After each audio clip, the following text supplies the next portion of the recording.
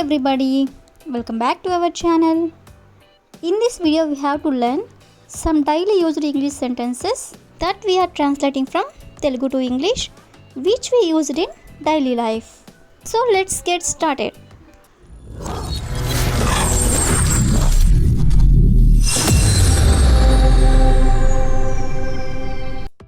Before going to the topic, if you like this video, please like and share to your friends and family members, and also don't forget to subscribe my channel. Okay, coming to the topic, first one is ఇంత ఆలస్యం ఎందుకు.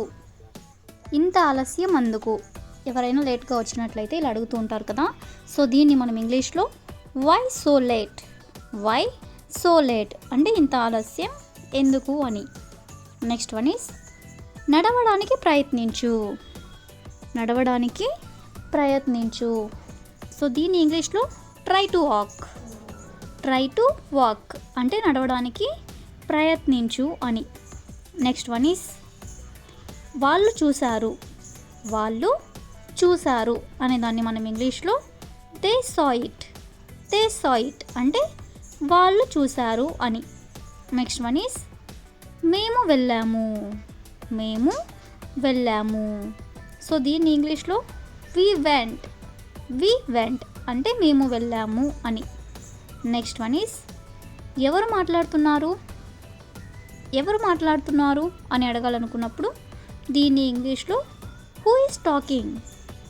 Who is talking అంటే ఎవరు మాట్లాడుతున్నారు అని.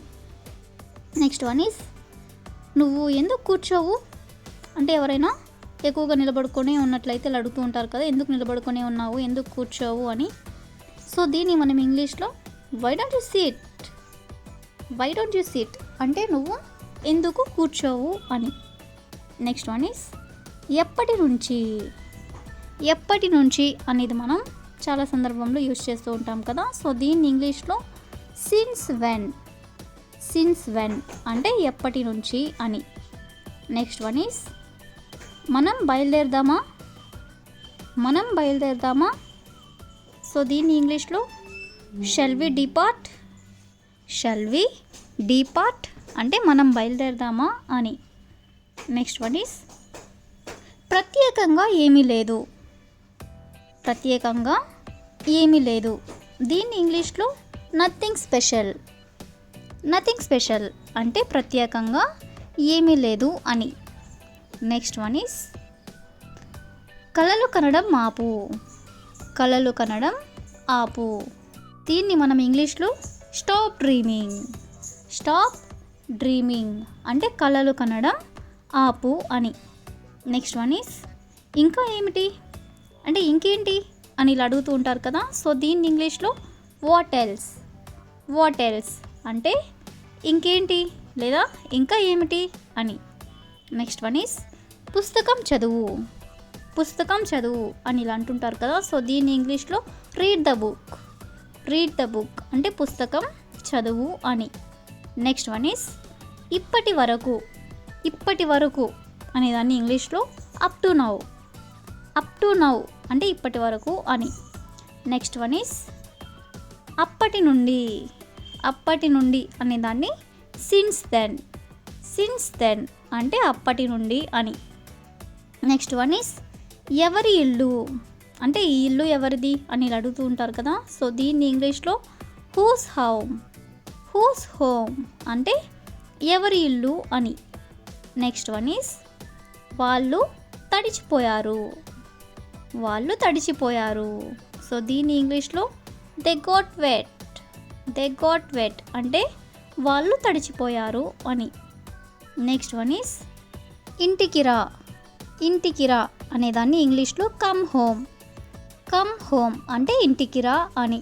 Next one is నువ్వు వాళ్ళని కలిసావా. నువ్వు వాళ్ళని కలిసావా అని అడగాలనుకున్నప్పుడు దీన్ని ఇంగ్లీష్లో did you meet them. Did you meet them అంటే నువ్వు వాళ్ళని కలిసావా అని. నెక్స్ట్ వన్ ఈస్ ఆలస్యం చేయొద్దు అంటే లేట్ చేయొద్దు అని. సో దీన్ని ఇంగ్లీష్లో డోంట్ డిలే. డోంట్ డిలే అంటే ఆలస్యం చేయొద్దు అని.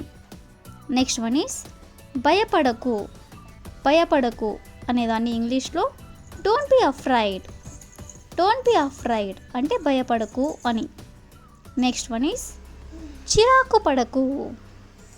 చిరాకు పడకు అనేదాన్ని don't be annoyed. Don't be annoyed అంటే చిరాకు పడకు అని. నెక్స్ట్ వన్ ఈస్ అప్పు చేయొద్దు. అప్పు చేయొద్దు అని మనం చెప్పాలనుకున్నప్పుడు డోంట్ బారో. డోంట్ బారో అంటే అప్పు చేయొద్దు అని. నెక్స్ట్ వన్ ఈస్ విషయానికి రండి.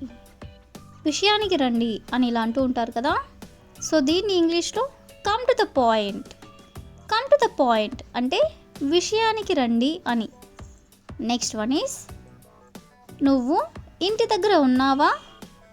నువ్వు ఇంటి దగ్గర ఉన్నావా అని అడగాలనుకున్నప్పుడు are you at home. Are you at home అంటే నువ్వు ఇంటి దగ్గర ఉన్నావా. నెక్స్ట్ వన్ ఈస్ బిగ్గరగా ఏడవకు. బిగ్గరగా అంటే పెద్దగా అని. బిగ్గరగా ఏడవకు అనేదాన్ని మనం don't cry loudly. Don't cry loudly అంటే బిగ్గరగా ఏడవకు అని. నెక్స్ట్ వన్ ఈస్ పని పూర్తి చేయి. పని పూర్తి చేయి అనేదాన్ని మనం complete the work. Complete the work అంటే పని పూర్తి చేయి అని. నెక్స్ట్ వన్ ఈస్ కోపం తెచ్చుకోకు.